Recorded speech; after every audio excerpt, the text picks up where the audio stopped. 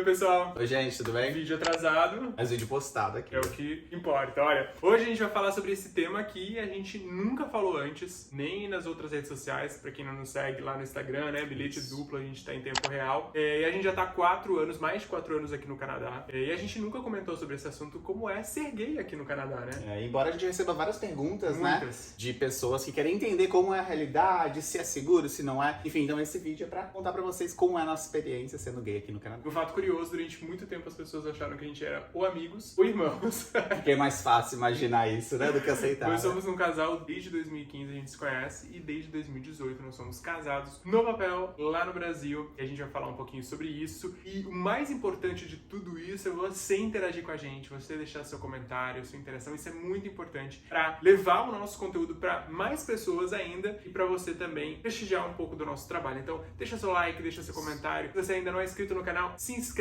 e siga a gente também no Instagram, @bilhete duplo, para você acompanhar em tempo real. Bem, eu acho que a dúvida da maioria é saber se o Canadá, né, Lê, é gay friendly ou não é gay friendly, se realmente é seguro, se é bom. Essa bandeirinha a gente ganhou na parada aqui de Vancouver do ano passado, né? Do Orgulho em 2022. E essa bandeirinha do Canadá a gente ganhou no Canada Day. E acho que é a dúvida de muita gente, né? Porque a gente sabe o nível de violência do Brasil em todos os caminhos possíveis e entre eles a população LGBTQIA+.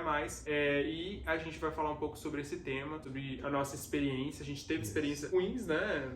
Chatas, vamos dizer. Balanceada, né? Mas a gente também quer dar uma contextualizada para vocês entenderem um pouco mais sobre o Canadá e essa questão de ser gay aqui, os direitos, as leis, né? Como funciona toda essa logística, né? E olha, vou mostrar aqui o presente que eu ganhei do Lê, do Brasil. Olha só, um chinelinho da Havaiana. Love. Você tá pagando. Já tá saindo, né? E bem, pra você entender um pouco mais sobre onde está o Canadá nesse mundo gay-friendly, aí, o Canadá foi escolhido em 2019 por um instituto de pesquisa como o país mais seguro para viajantes gays, empatado com outras 2 nações, Pois né, Lê? é. Portugal e Suécia, né, Jonas? E esse índice mostra o quão confortável, seguro é o espaço para pessoas que se identificam, né, como gay, lésbica, queer, trans, enfim, todos os gêneros possíveis do alfabeto LGBTQIA+.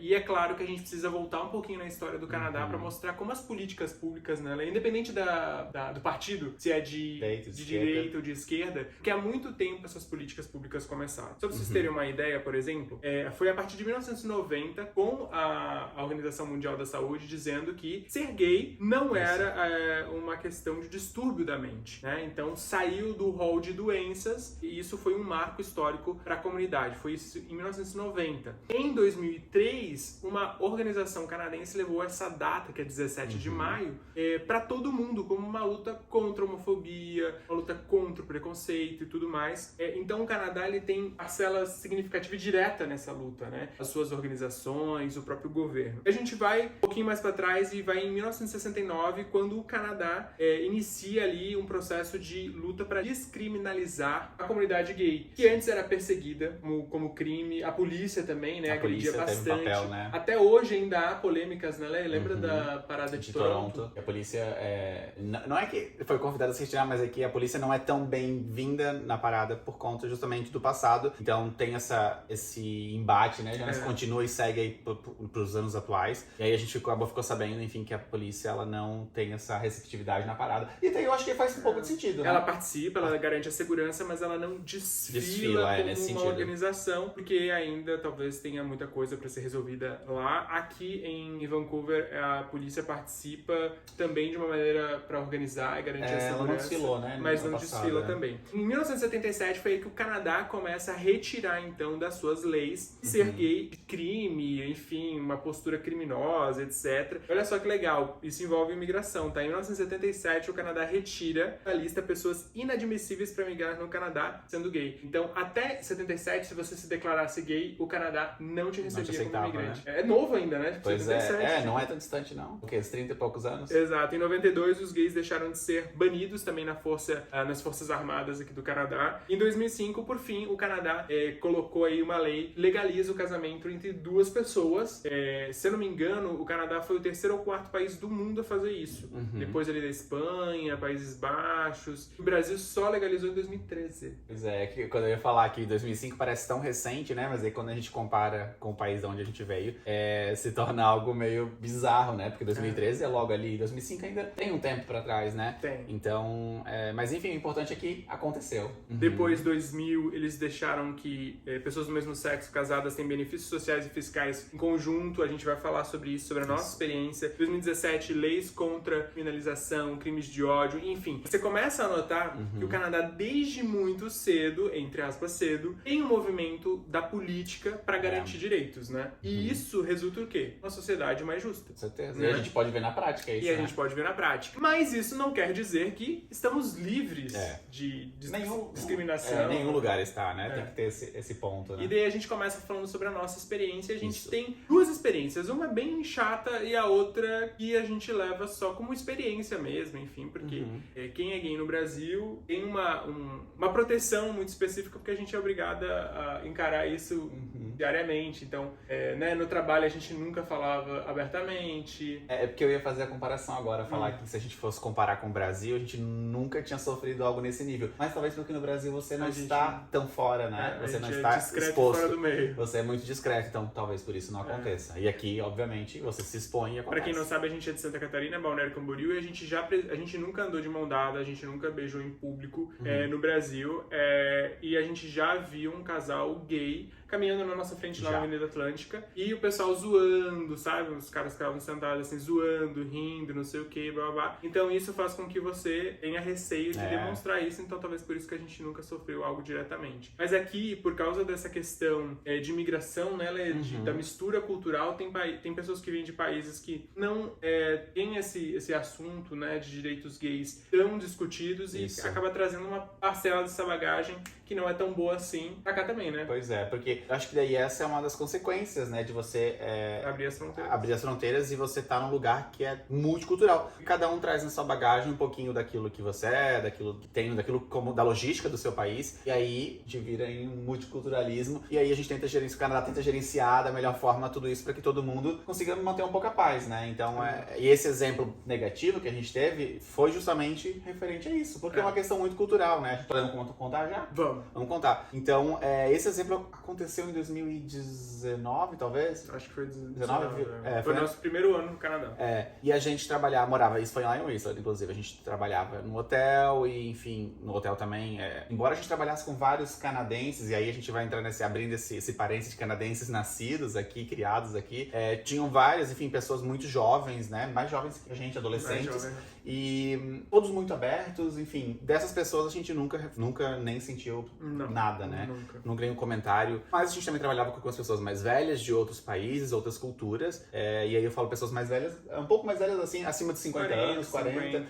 Enfim, que já tinham uma trajetória, mais experiência. E uma dessas pessoas um dia, enfim, nos abordou numa conversa assim, casual, informal, e perguntou pra mim, acho que foi pra mim, né, Jonas? Acho que foi. Foi pra mim, perguntou, enfim, né, conversando sobre relacionamento, perguntou quem era a mulher do relacionamento. E esse é um tipo de pergunta muito... Eu confesso que na hora, assim, me deu uma sensação estranha, mas porque eu não tava esperando, mas também já esperava daquela pessoa, mais ou menos. A gente não tinha porque era uma pessoa conservadora e etc e tal. E aí, enfim, a gente teve um pequeno embate e tal, respondi de uma forma que hoje eu já não responderia daquele jeito, falei algo que eu não gostaria de ter falado, mas, enfim, são experiências, né? E também, lembrando agora, nessa época que a gente morava em Whistler, eu lembro também de umas aproximações, assim, que a gente teve de pessoas que também, mais velhas, de outras culturas, e perguntaram, eu lembro de uma chefe, uma supervisora minha, que perguntou, ela foi até educada e falou, posso fazer uma pergunta? Tudo bem se você não quiser responder. Ela queria saber como fazia pra colocar o sobrenome de como que passa o sobrenome quando a gente casa? Sendo homem. Sendo homem. E, de verdade, não senti uma maldade explícita, mas senti uma curiosidade que talvez não faça tanto sentido, porque não passa, ou passa e tanto faz, né, Jonas? Mas esse foi o pior episódio, assim, que a gente notou, e ainda bem que tenha sido só esse, né? A gente chegou a reportar essa situação para uma supervisora, mas não aconteceu nada. A gente ficou um pouco frustrado e tal, mas depois a gente notou que era uma questão muito da política da empresa, do gerenciamento da cultura do país, né? Exato. Porque daí a gente também precisa falar uma verdade, né? Que aqui no Canadá, enfim, principalmente vai chegando junho, que é onde acontece, acho que quase a maioria dos desfiles da Pride aqui em no Canadá acontece em junho, né? Entre junho e julho. Então, obviamente, as empresas vão decorando e etc e tudo mais, essa coisa colorida, o arco-íris vai aparecendo muito mais. Então, a gente também precisa entender que algumas empresas se posicionam durante o ano todo.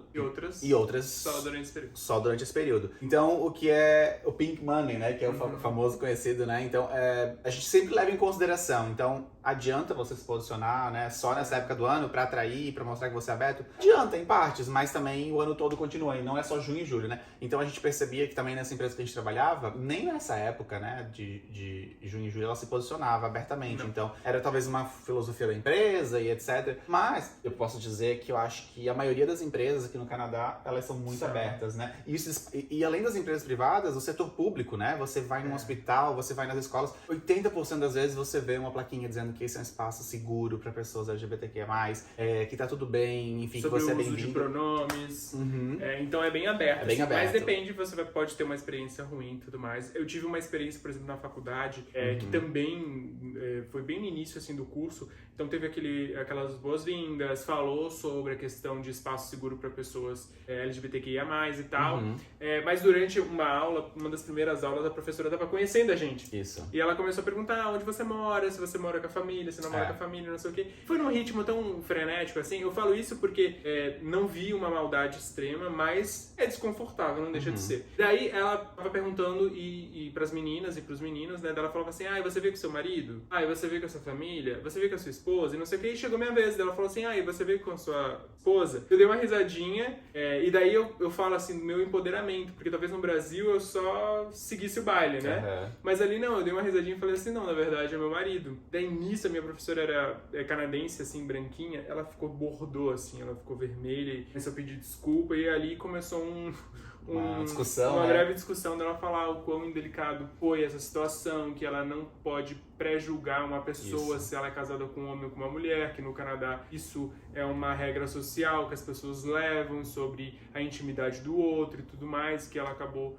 cometendo um deslize, um descuido, que isso não é legal, que expõe. Ela agradeceu por eu ter corrigido ela, por eu ter me posicionado, porque isso encoraja outras pessoas também e tal. Enfim, foi um discurso, mas assim, eu realmente não vi maldade, porque acaba sendo, tipo, chato porque e tal, né? Essa coisa do eu não vi maldade, quando eu citei o caso eu também falei, eu não vi maldade, agora você. É que a gente nunca vê maldade, mas o problema é que se a gente nunca vê maldade, a coisa vai continuar acontecendo, né? Eu acho que as pessoas, sei lá, não conseguem ver com uma naturalidade, então esses são os dois casos, assim, tipo, ruins que a gente teve. E eu acho que teve também, pra dar só uma pincelada, eu acho que teve uma vez que a gente ouviu coisas assim, nenhum desses dois casos foram, assim, casos de ofensas, que a gente ficou extremamente triste, mas teve uma vez que a gente não era nem com a gente a gente ouviu barbaridades, mas foi num período muito específico. Era o ano da eleição. Isso. E a gente tava num espaço brasileiro. E aí a gente ficou, sei lá... 30 minutos? Menos de 30 minutos, talvez, e eu acho que foi a vez o momento em que eu mais ouvi atrocidades sobre,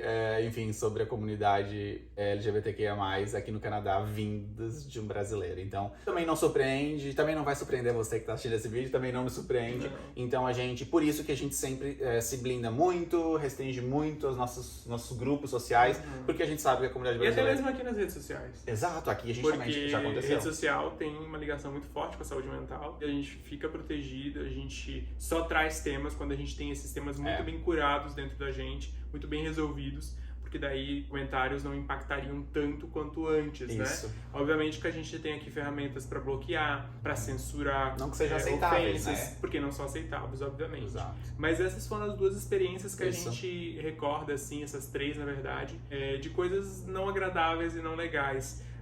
Obviamente que a gente tem uma centena de experiências que foram super legais, como por exemplo quando a gente alugou a nossa primeira casa lá em Whistler, a gente fez isso do Brasil, e em nenhum momento houve uma indagação que nós éramos um casal, que eram dois meninos, né? A dona da casa é uma querida. Depois, quando a gente teve um problema com o aquecimento, o marido dela foi lá em Whistler, visitou a gente, outro querido, entrou no nosso quarto, não fez uma indagação, não fez uma nada. E um gentil, assim, você sentia que a vibração dele era legal, né? Banco, né? né? Eu ia falar, na questão de burocracias, quase nunca é um problema, Não. enfim, a gente nunca recebeu um olhar torto. No governo. Nunca aconteceu esse tipo de coisa. E a gente também, acho que nunca ouviu falar, né, Jonas? Pelo menos aqui na província de British Columbia, a gente nunca ouviu falar que aconteceu isso. Até porque talvez seja uma província bastante liberal, né? Bem aberta. Bem aberta. Então, foi sempre muito tranquilo. O que acontece também é que isso é a nossa experiência, Exato. né, Jonas? Então, a gente sabe que, infelizmente, tem brasileiros que já passaram por situações, talvez não só por ser gay, mas talvez por ser imigrante, por conta do sotaque inglês e latino. Então, tem toda essa questão, mas a gente pode falar que essas foram as duas únicas, assim, experiências, né, Jonas? Diretamente. E a gente teve, tipo, seguro-saúde estendido, né? Que é tipo um plano de saúde. Um adicionou o outro sem problema nenhum. A gente morava no interior e a gente via uma abertura muito grande da questão gay. Era uma cidade de 10 mil habitantes, tinha faixa de pedestre gay, tinha bandeira gay, tinha bandeira indígena gay, tinha, sabe, todos esses espaços, por mais que fosse uma cidade pequena e um pouco conservadora, por alguns costumes. Tinha o desfile do orgulho também, tinha as atividades de conversação para pessoas que se identificavam como LGBTQIA+, para falar sobre seus problemas, suas trocas de experiência. Isso é muito levado a sério pelo poder público.